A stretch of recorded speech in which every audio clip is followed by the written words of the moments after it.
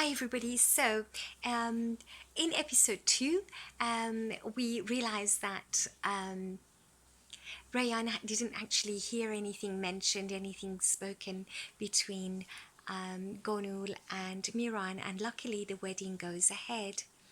And during the wedding, we see little customs of the area where the groom has to knock on the door of the bride's house and pay money in order to be able to get in. And so there is this lovely scene where Melike is not letting him in, and he finally is allowed in. And once he's in, he has to take permission from Gul, Rayan's little sister, and pay her money too, to finally be allowed to marry Rayan.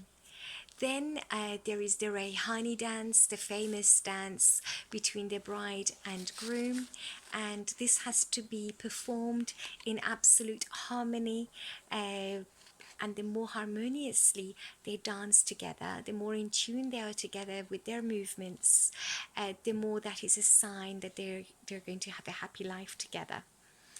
And indeed, that was the most beautiful dance I've ever seen. They did practice quite a fair bit behind the scenes, and it really did pay off. Then we see that Azad is going absolutely crazy. He can't put up with this anymore, and he turns up with a gun. Hazar and Miran go out to calm him down, and they break up in a fight. And Gul, who had gone out with Yaren to buy a red balloon, sees everything happen. Yaren had at this point gone back inside, but Gul was outside with her balloon, watching from a very small distance behind. Firat insists that this is a good time for Miran and Rayan to leave, gives him the keys to the car, and during this time, Azad shoots a gun, but at this point, Miran and Rayan had left in the car. The next thing we know is that the red balloon is up in the air and Gol has been shot by the firing that took place. Azad feels absolutely terrible by this. Everyone gathers around, everyone in the wedding comes out and sees little Gul on the ground. This is really a very sad part of that whole episode. She loses consciousness and is clearly losing blood. She's taken to the hospital and she ends up in the operating room for a life-saving operation. In the meantime, we see the journey of Miran and Rayan out into the country.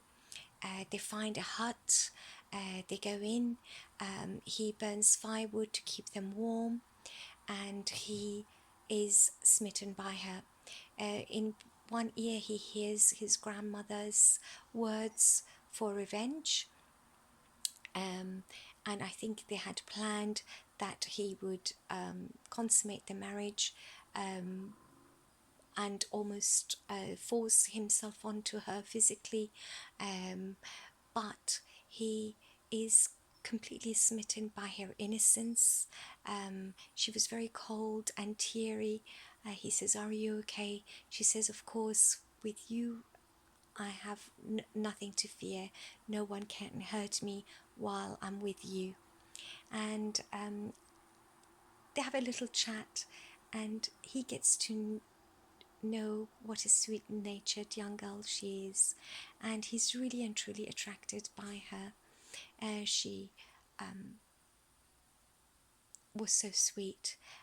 He suddenly again shouts and says, "Go and get undressed," and while she does that, he feels sorry again and wraps her up with a blanket. So every time he wants to force himself onto her, he realizes that he can't. but just be gentle with her. Finally, he gives in to his emotions and says, forgive me for the person that you're going to discover me to be tomorrow. So he apologizes in advance for what he's going to do to her. She's naive, she doesn't take any notice, and they have a beautiful night of passion and genuine love between the two of them. Indeed, the morning after, he turns into a different person completely. He's cold, he's getting dressed, she wakes up and is scared by his kind of behavior, and he says, remember I told you last night that whatever goes on between us will stay here. Well, you've known me over the last few weeks. This is all a fairy tale, and your fairy tale ends here and now. I'm going to leave and you need to stay here, stay put. So he leaves the hut. She's listening and she can't believe it. She runs after him and says, but you're Miran, you're my Miran. We were married last night. We made love and you can't suddenly say this. And he says, I told you to stay in the hut and I'm leaving. And he leaves. He's keeps telling himself, I'm not going to look back, don't look back, I've got to go on, and he keeps walking away from the hut. She falls to the ground screaming his name over and over and over again. When she realizes that he's not coming back, she says, I will never forgive you and I will never let a day go past without making you remember what you've done to me. And so he walks away in tears, just listening to her calling his name. She falls onto the ground, and we have another cliffhanger ending. This time the ending of episode 2.